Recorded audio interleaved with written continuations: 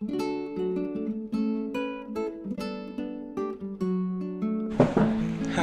morning, or good day, and come and join me as I have something different this morning. One of those unexpected days, as I told you. So yesterday, after I came back from the walk, somebody knocked at the door and had a small case or a small plastic container with something in it. Turned out to be my neighbor. What happened was her son was asking for a special treat. You know, sometimes it happens. And he asked for Dinuguan. And she knows how much I like her Dinuguan, so she gave me a portion. And here it is, Dinuguan.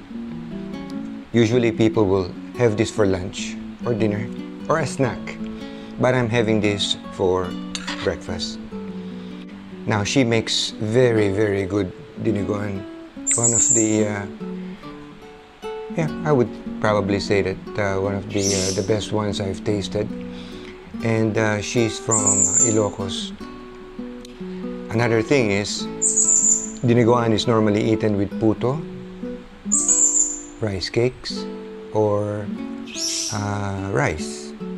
But I always have mine, most of the times, with bread. Let's check that out. And of course, you know what Dinuguan is made of. Pork blood.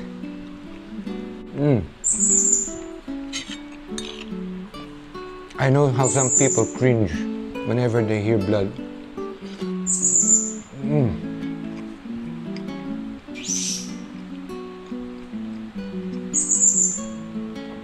One of my most favorite food. Unbelievable. Just a funny story. You know how the locals would always make fun of foreigners by asking them to taste it's either balot or Dinuguan, and always have fun seeing their faces when they cringe after knowing it's made of pig's blood. So they normally would say, okay, it's called chocolate pork, just to fool them into eating it. And then after eating it, they'll say, it's made of pig's blood.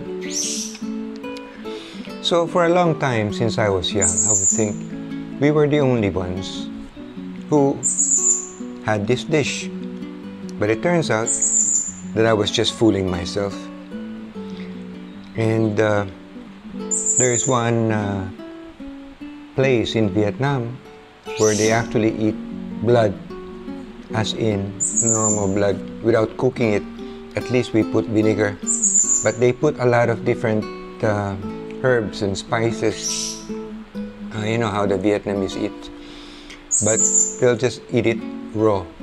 So what would happen is it would be they would require, of course, fresh blood. But of course, the same thing with Dinuguan. It's usually made from fresh blood. So that's how it is. So how would it be for a Filipino going to Vietnam, to that place, and having raw blood? Oh, I don't know. But I'd probably give it a try. Why not?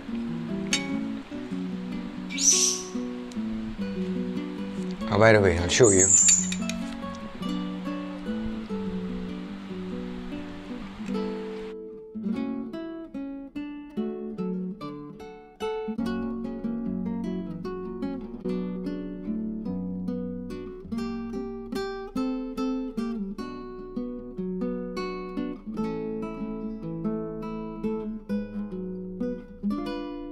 So, in Bicol, they put coconut milk, and they call it ginataang dinuguan. And first time I tried it, way back 1979, wow, blew my mind out. I was in nirvana.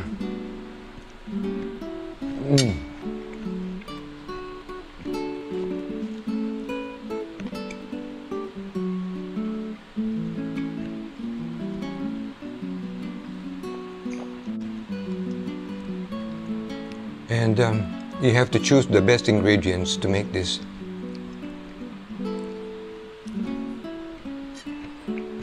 Especially with the blood.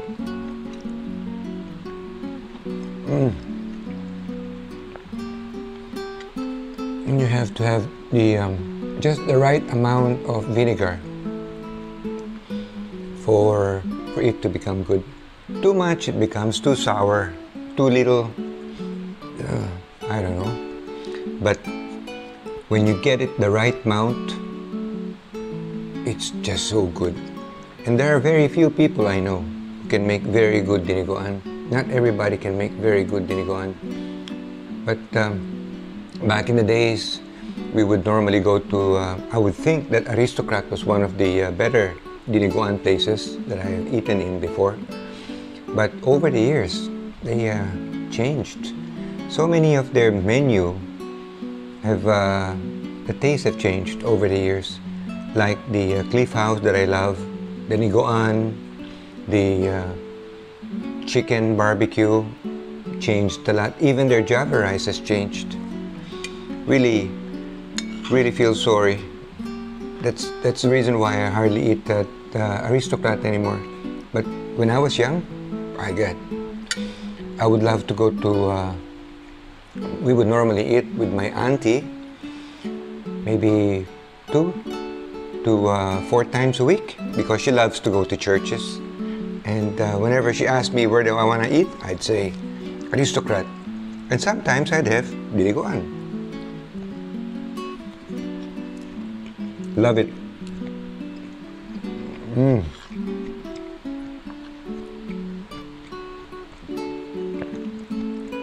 And also having the chili, the sili, or the siling Tagalog. The siling Tagalog is different from the siling Labuyo. So the siling Tagalog, together with the vinegar and the blood, cooking it properly, simmering it properly. Do it fast, the blood would coagulate.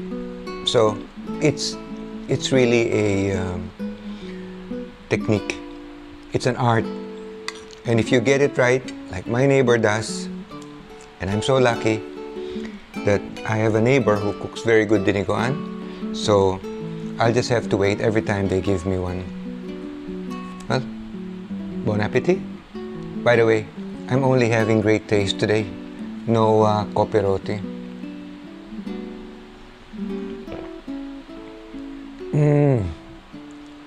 So good. Thank you. Good morning.